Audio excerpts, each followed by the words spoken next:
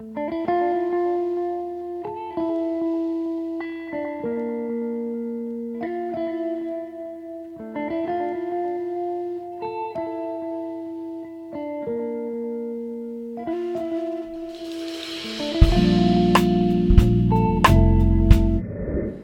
நாம் பார்க்க போகிற ரெசிபி கப்பை புட்டு தான் பார்க்க போகிறோம். அதுதாங்க மரவள்ளி கிழங்கு புட்டு. இது பசங்களுக்கு ரொம்ப ஹெல்த்திங்க, குழந்தைங்களுக்கு. பெரியவங்களும் வந்து விரும்பி சாப்பிடுவாங்க. டேஸ்ட்டும் வந்து ரொம்ப நல்லாயிருக்கும். பிரேக்ஃபாஸ்ட்டுக்கு இல்லைனா ஈவினிங் ஸ்நாக்ஸாக வந்து நம்ம செஞ்சு கொடுக்கலாம். இன்றைக்கி இந்த ரெசிபி எப்படி செய்யுதுன்னு சொல்லி பார்க்கலாம். வாங்க வீடியோக்குள்ளே போகலாம்.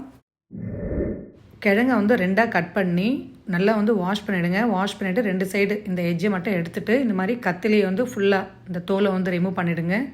தோல் எடுத்துகிட்டு நல்லா வாஷ் பண்ணிவிட்டு இதை வந்து இப்போ துருவிடலாங்க. தேங்காய் துருவத்தில் இந்த மாதிரி பெரிய ஸ்லைஸ் இருக்கும்ல, அதில் வந்து துருவணும். எல்லாமே துருவியாச்சுங்க. இதை வந்து ஒரு மிக்சிங் பவுலுக்கு மாற்றிட்டு இந்த கிழங்குல பார்த்திங்கன்னா மாவு ஃபுல்லாக இருக்குங்க, அது ஃபுல்லாக வந்து ரிமூவ் ஆகிடும். ஒரு வாட்டி நல்லா வந்து இந்த மாதிரி அலசிட்டு தண்ணி சுத்தமாக எடுத்துகிட்டு நல்லா வந்து கெட்டியாக பிழிஞ்சிடுங்க. பிழிஞ்சிட்டு இன்னொரு பிளேட்டுக்கு வந்து மாற்றிக்கோங்க.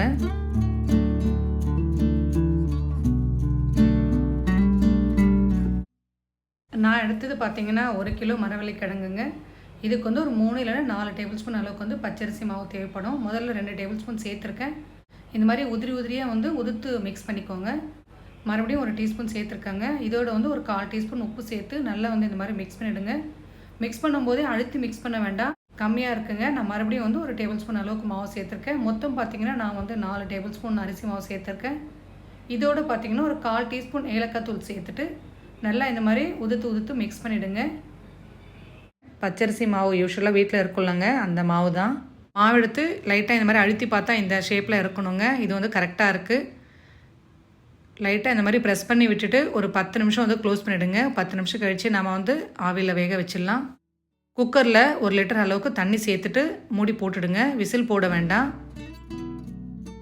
தேவையான அளவு தேங்காயும் வந்து துருவி எடுத்தாச்சுங்க. புட்டு மேக்கரையும் வாஷ் பண்ணி உள்ளே வந்து நான் நெய் வந்து அப்ளை பண்ணியிருக்கேன். இதில் இப்போது சேர்த்துடலாம். பாதி அளவு சேர்த்துட்டு ஒரு 2 டேபிள் ஸ்பூன் அளவுக்கு தேங்காய் துருவல் சேர்த்துட்டு மறுபடியும் வந்து இந்த மரவள்ளி கிழங்கை சேர்க்கணும். லைட்டாக உதுத்து வந்து சேர்த்துக்கோங்க.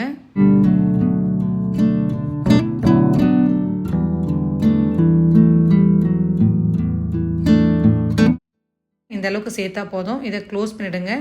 குக்கரும் பார்த்திங்கன்னா நல்லா வந்து ஸ்டீம் வந்துட்டுருக்கு. புட்டு மேக்கர் எடுத்து நம்ம வெயிட் போடுற இடத்துல இந்த மாதிரி ஃபிக்ஸ் பண்ணிவிடுங்க.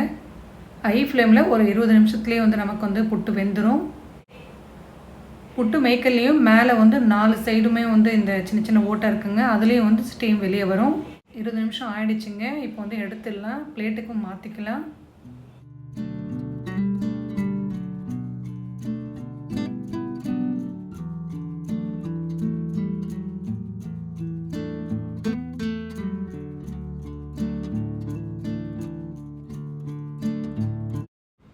மேலே ஒயிட் சுகரோ இல்லைனா நாட்டு சர்க்கரையோ சேர்த்துக்கோங்க.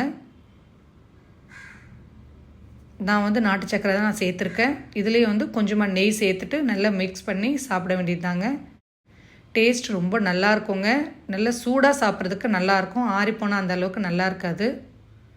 இந்த ரெசிபி ட்ரை பண்ணி பாருங்கள். இந்த வீடியோ உங்களுக்கு பிடிச்சிருந்தா லைக் பண்ணி சப்ஸ்கிரைப் பண்ணுங்கள். தேங்க்ஸ் ஃபார் வாட்சிங்.